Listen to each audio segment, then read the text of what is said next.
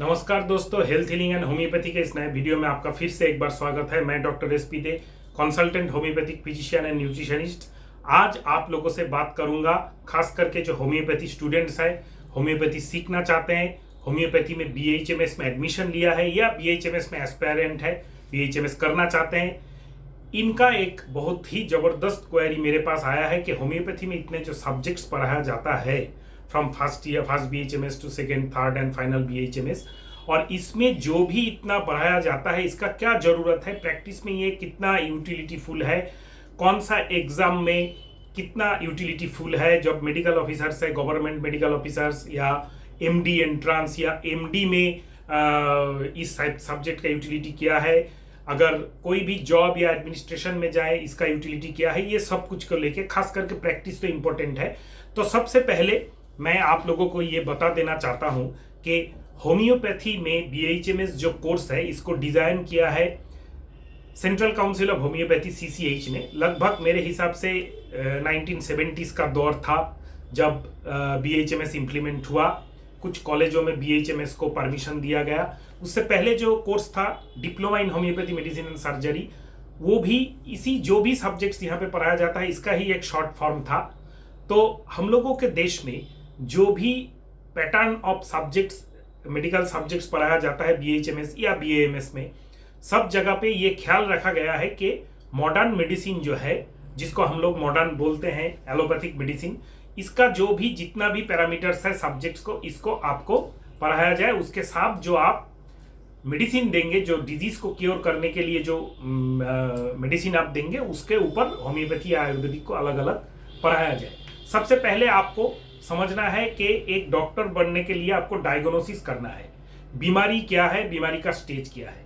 सर्दी खांसी हो, गले में दर्द हो, चेस्ट में कॉन्जेशन हो, बदन दर्द हो, पैरों में दर्द हो, घुटने में दर्द हो, माइग्रेन का दर्द हो, कुछ भी, हर पैथी का डॉक्टर, आयुर्वेद हो, होम्योपैथ हो, एलोपैथ हो, सबके लिए डायग्नोसिस इज मस्ट।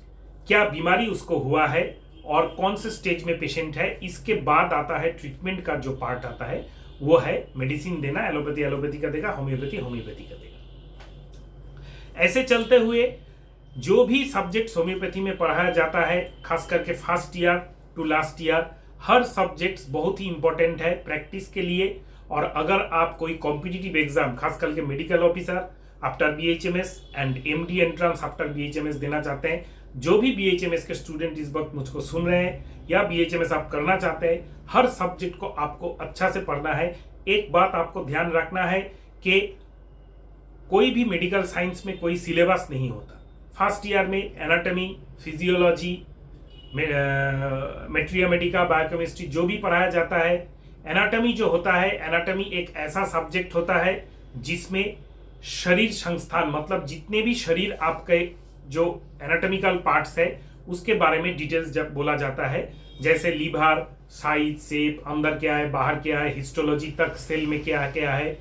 तो ये है structural entity of the body. Structure क्या है, जितना भीतर तक जा सके माइक्रोस्कोपिकली तक, और ग्रॉस पेट को काटने के बाद या इंसान को डिसेक्ट करने के बाद क्या मिलता है, ये है एनाटॉमी। इसके बाद जो भी स्ट्रक्चर आप मैंने देखा, इसका क्या फंक्शन है, क्या एंजाइम्स, क्या हार्मोन्स उससे निकलते हैं, क्या प्रोटीन, फैट, कार्बोहाइड्रेट, क्या कंजम्पशन वो सेल करता है या वो सिस्टम करता है, कौन से टाइम पे क्या होता है, क्या नहीं होता है, क्या रिएक्शन होता है, क्या बायोकेमिकल रिएक्शन है, टोटल लेके बनता है फिजियोलॉजी। तो ये जो दो सब्जेक्ट्स है, anatomy and physiology, these are the core subjects of medical science. हर स्टूडेंट को ये दो सब्जेक्ट अच्छा से सीखना ही पड़ेगा, क्योंकि इसी से स्टार्ट होगा उसका फर्दर डेवलपमेंट। जब भी आप सेकेंड ईयर में जाएंगे, सेकेंड बीएचएमएस में, तब आपके सामने आ जाएगा पैथोलॉजी, माइक्रोबायोलॉजी, पैरासाइटोलॉजी। क्योंकि जब भी जो भी आपने एनाटॉमी एंड फिजियोलॉजी में पढ़ा वो था नॉर्मल, एक इंसान को डिसेक्शन करने के बाद, काटने के बाद जो भी एक डॉक्टर को दिखा उसको बोला गया एनाटॉमी, और उसको लैब में कल्चर करने के बाद, बहुत सारे इंसान में स्टडी करने के बाद, नॉर्मल इंसान का शरीर में क्या क्या बायोकेमिकल चेंजेस होता है उसको हम लोग बोलते हैं फिजियोलॉजिकल। जैसे जब डर लग जाए तो पैल्पिटेशंस होता है, दैट इज फिजियोलॉजिकल पैल्पिटेशन। इसको एड्रीनलिन हम लोगों का निकलता है ज़्यादा, हार्मोन आपातकालीन हार्मोन है, हार्मोन ऑफ इमरजेंसी, इसके लिए ये पैल्पिटेशन बढ़ जाता है, पार्सपिरेशन होता है। अगर बहुत ज़्यादा हो जाए तब जाके वो एंजाइटी डिसऑर्डर में कन्वर्ट होता है। लेकिन ये जो एड्रिनलिन का काम है, इसको ऑब्जर्व करना फिजियोलॉजी में सीखेंगे। अभी आप आएंगे पैथोलॉजी में, जब सेकेंड ईयर में पैथोलॉजी में आपको सिखाया जाएगा कौन कौन से वो प्रोसेस है जिससे बीमारियां होता है। जैसे अभी जो कोविड का टाइम चल रहा है, इससे आप लोग सब कोई सुन चुके हैं कि इन्फ्लामेशन क्या होता है। अगर आपके शरीर में कोई भी वायरस घुस जाए, कोई भी बैक्टीरिया घुस जाए, या आप एसिड खा लीजिए, कोई पॉइजनस चीज आपने खा लिया, या आपको इंजुरी हो जाए, शरीर का जो सेल्स है उसमें जो आघात लगता है, जो इम्प्रिंट उसमें लगता है, उसका जो रिएक्शन होता है, दैट इज इन्फ्लामेशन। तो इन्फ्लामेशन जैसे एक प्रोसेस है, पैथोलॉजिकल प्रोसेस है, इससे alter state of physiology and anatomy, alter हो गया, बीमारी हो गया। अभी जो आपका प्रोसेस चालू हुआ दैट इज पैथोलॉजी। इसके साथ आपका बहुत सारा वैसे भी प्रोसेस है, जैसे नेक्रोसिस है, एपोप्टोसिस है, डीजेनरेशन है, रीजेनरेशन है। ये these are the abnormal processes of human body. कभी वायरस इसका कारण है, कभी बैक्टीरिया इसका कारण है, कभी टॉक्सिसिटी कारण है, कभी लॉन्ग टर्म आपका जो लाइफस्टाइल डिसऑर्डर है, जहां पे आपका लाइफस्टाइल ठीक नहीं था, इसके लिए खुद का बॉडी के ऊपर खुद टॉक्सिसिटी क्रिएट होता है। इसके लिए भी डिजेनरेटिव डिसऑर्डर जैसे फैटी लिवर, डायबिटीज, ओबेसिटी, बहुत सारे ऐसे है। तो ये टोटल आपको प्रोसेसेस क्या है जिससे बीमारी आपका एडवांस होगा, चलते जाएगा, उसको कैसे स्टॉप करेंगे, सब कुछ आप सीखेंगे पैथोलॉजी में। इसके साथ आएगा माइक्रोबायोलॉजी। माइक्रोबायोलॉजी मतलब जितने भी बैक्टीरिया, वायरस है, इनके बारे में डिटेल्स आपको पढ़ना है और पढ़ के आपको पैथोलॉजी के साथ कोरिलेट करना है, क्योंकि वो कॉज भी आपको जानना है कि ये वायरस कितना खतरनाक है, कितना ये अफेक्ट कर सकता है, कौन सा पैथोलॉजिकल प्रोसेस ये रन कर सकता है, और ये बैक्टीरिया कैसा है, कैसा दिखता है, कौन सा टेस्ट कर सकते हैं, कैसा कल्चर मीडिया है, कैसा अफेक्ट करता है, कैसा सेलुलर चेंजेस करता है, एफएनएसी क्या है, साइटोलॉजी क्या है, सब कुछ आप ये पैथोलॉजी माइक्रोबायोलॉजी में। और आएगा पैरासाइटोलॉजी। पैरासाइटोलॉजी भी ऐसा ही एक चीज है, जैसे हम लोगों को जो वर्म्स होता है पेट में, वो कैसे आता है, इसके ऊपर मलेरिया पैरासाइट्स कैसे आते हैं, फाइलेरिया पैरासाइट्स कैसे आते हैं, ये टोटल जो माइक्रोबियल बातें हैं, ये सब इन सब्जेक्ट्स में आ जाएंगे।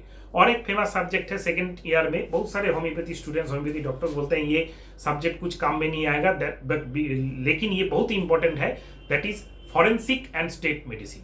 फॉरेंसिक एंड स्टेट मेडिसिन जो है, ये एक ऐसा इंपॉर्टेंट सब्जेक्ट है जो एक प्रैक्टिसिंग डॉक्टर को या नौकरी किया हुआ डॉक्टर को अलर्ट करता है, जो लीगल उनका लायबिलिटी है उसके ऊपर। जैसे आप डॉक्टर बन के क्या कर सकते हैं लीगली, जो आपका लॉ है कंट्री का, उसके हिसाब से क्या नहीं कर सकते हैं, और कैसे डेथ सर्टिफिकेट आपको देना है। मैं एक डॉक्टर हूँ, प्रैक्टिस कर रहा हूँ, मुझको मेरे मोहल्ले में या मेरे पेशेंट सर्कल में किसी का डेथ हो गया, मुझको बुलाया, मैं गया, बॉडी को एग्जाम करके देखा कि गले में एक ऐसा मार्क है, लग रहा है इसको स्ट्रेंगुलेशन या गला दबा के मारा गया है। तो एक डॉक्टर जब डेथ सर्टिफिकेट देने जाएगा, वो कैसे पता चलेगा कि वो नॉर्मल डेथ है या सुइसाइड या होमिसाइड, मतलब खून है। सस्पेक्ट करने, मेरे साथ एक घटना ऐसा हुआ, मैं वहां से भाग के चला आया, रात का टाइम था, वो एक बहुत ही दिलचस्प स्टोरी है। लेकिन ये सब जानना बहुत ही, जैसे हम लोग डॉक्टर्स बहुत टाइम पे हम लोगों का खुद का जो एड है वो ऐसे नहीं दे सकते कि मैं ये डिजीज मैजिकली क्योर कर दूंगा। तो इसके लिए एक रूल है, ड्रग एंड कॉस्मेटिक्स एक्ट। ये है, जितने भी मर्डर्स होते हैं, डेथ होते हैं, उसका क्या क्लासिफिकेशन है, होमिसाइड क्या है, सुइसाइड क्या है, और एक्सीडेंटल डेथ क्या है, क्या क्या लॉ है, प्रोसीडिंग्स है, पुलिस का काम क्या है, डॉक्टर का काम क्या है, पोस्टमार्टम फाइंडिंग में आपको क्या मिलेगा, कौन कौन से कॉमन पॉइजन्स हैं, क्या उनके सिम्टम्स हैं, लेने के बाद उसको एंटीडोट कैसे किया जाए, स्टोमक वॉश क्या, इस सब इमरजेंसी चीजें जो एक डॉक्टर को प्रैक्टिस करने के टाइम पे बहुत ही इंपॉर्टेंट लगता है। जो बहुत सारे क्वेश्चंस ऐसे आते हैं कि नहीं भाई मैं तो हॉस्पिटल में नौकरी नहीं करूंगा, तो मुझको तो जरूरत है नहीं ये सब कोर्स का। लेकिन ये एकदम गलत ही बात है ये सब्जेक्ट के, क्योंकि जब भी आप प्रैक्टिस करने बैठेंगे, ऐसा बहुत सारे केसेस हम लोगों के चेंबर में आते हैं कि डॉक्टर साहब मेरा बीबी उल्टी कर रहा है, कैसा कर रहा है थोड़ा देख दीजिए, लेके भी चले आते क्लिनिक में, हम लोग देखते हैं, तो सिम्टम्स देख के हम लोग बोल देते हैं कि इसको आप हॉस्पिटल में लेके जाइए, अभी मैं देख नहीं सकूंगा। इसका सिम्टम सिविलिटी, मुझको डाउट हुआ कि शायद ये स्लीपिंग पिल खा चुके हैं या कोई पॉइजनस आइटम। हर टाइम पेशेंट्स ऐसे बोलते नहीं है डॉक्टर को, बहुत सारे पेशेंट्स है ऐसे करते हैं कि ये होम्योपैथी डॉक्टर है, इसको तो उतना ज़्यादा मालूम नहीं, चलो इसके पास से दवाई लेके ठीक हो जाए, पुलिस के चक्कर में कौन जाए, स्लीपिंग पिल खा लिया लड़की, या केरोसिन खा लिया लड़की, या इंसेक्टिसाइड पेस्टिसाइड था, या ऑल आउट का रिफिल था वो खा लिया मरने के लिए, कुछ ब्रेकअप का चक्कर है, तो होम्योपैथी डॉक्टर से दवाई लेके इसके ऊपर डाल देते हैं कि इसके दवाई से कुछ हो जाएगा, अगर कुछ हो गया तो बोल देंगे दवाई से हो जाएगा। बहुत ही प्रैक्टिकल, अगर प्रैक्टिस में अगर आप है या फ्यूचर में डॉक्टर बनेंगे, कोई भी जगह पे नौकरी करें, वहां पे भी आपको डॉक्टरी तो करना ही पड़ेगा, होम्योपैथी कीजिए या आयुर्वेदिक कीजिए। ये एक सबसे इंपॉर्टेंट एस्पेक्ट्स है कि फॉरेंसिक मेडिसिन आपके हाथ में वो वेपन है जिससे आप पहचान लेंगे कि ये पेशेंट, ये एक लीगल इशू इसके साथ जुड़ा हुआ है। बहुत सारे केस मैंने देखा है, ऐसा हुआ है कि पेशेंट को मारा गया है और उसके बाद वो पुलिस या दूसरे कान पांच कान ना हो जाए, इसके लिए डॉक्टर के पास, होम्योपैथी डॉक्टर के पास आया, कोई दवाई ववाई देके इसको ठीक ठाक कर दीजिए डॉक्टर लोग। लेकिन कहाँ पे मारा गया पेशेंट का सिम्टम्स, नरेशंस, मार्क कहाँ पे मारा गया देखें, वो जगह देखने से पता चल जाता है कि इसको असॉल्ट किया गया है। तो यहाँ पे आपको क्या करना है ये आपको सिखाएगा फॉरेंसिक मेडिसिन। इसके बाद आता है जो थर्ड ईयर का सब्जेक्ट है सर्जरी। सर्जरी होम्योपैथी को क्यों करना पड़ता है, क्यों पढ़ना पड़ता है होम्योपैथी या सर्जरी, ओपीडी, या कभी कभी सर्जन को असिस्ट भी करना पड़ता है, क्योंकि you have to learn what are the symptoms of pure surgical disease, when to refer the patient. ऐसे करके आपको एक पेशेंट बोल रहा है डॉक्टर साहब पेट में दर्द है, पेट का दर्द का आप ट्रीटमेंट कर रहे हैं, करते करते आपने 6 महीना उसका नष्ट कर दिया, उसके बाद जाके उसका अल्ट्रासाउंड करके निकला कि गॉल ब्लैडर में एक लंप हो चुका है जो कैंसरस है। तो अगर 6 महीना पहले उसका आप डायग्नोसिस कर देते तो शायद पेशेंट का जान बच जाता। कभी कभी ऐसा भी होता है कि प्रोस्टेट का, होम्योपैथी में एक फेमस ट्रीटमेंट है प्रोस्टेट का, प्रोस्टेट का बहुत सारा ट्रीटमेंट हम लोग दे सकते हैं और दे के पेशेंट को ठीक भी कर सकते हैं। इनलार्ज प्रोस्टेट पीएसए भी कम कर देते हैं हम लोग, लेकिन उसमें भी आपको जानना है कि कब कितना पीएसए होने पर पेशेंट का कैंसर और प्रोस्टेट होने का चांसेस बहुत ज्यादा है, और पेशेंट को कब छोड़ देना है, कितना ग्राम नॉर्मल प्रोस्टेट का, जो एनाटॉमी में आपको मालूम चला प्रोस्टेट क्यों इनलार्ज होता है, बिनाइन प्रोस्टेटिक हाइपरप्लासिया पूरा नाम है। व्हाट इज हाइपरप्लासिया, पैथोलॉजी में आपको पता चला सेकेंड ईयर में। अभी थर्ड ईयर में आप बीपीएच, बिनाइन प्रोस्टेटिक हाइपरप्लासिया पढ़ रहे हैं। अभी आपको सीखना है कि कितना वेट होने पर उसको सर्जरी एसेंशियल है, कितना वेट तक आप लोग मेडिसिनली ट्राई कर सकते हैं, पीएसए कितना हाई होने पर आपको छोड़ना पड़ेगा। हर ऑर्गन में, ब्रेस्ट ट्यूमर भी सर्जरी में आता है, बहुत सारे एक्सीडेंटल बर्न केसेस भी सर्जरी के अंडर में आता है, क्योंकि छोटा मोटा बर्न होम्योपैथी को भी करना पड़ता है क्लिनिक में। जो पेरीफेरी में गांव में प्रैक्टिस करेंगे, छोटे शहर में प्रैक्टिस करेंगे, बहुत सारे बर्न केस आपको करना पड़ेगा।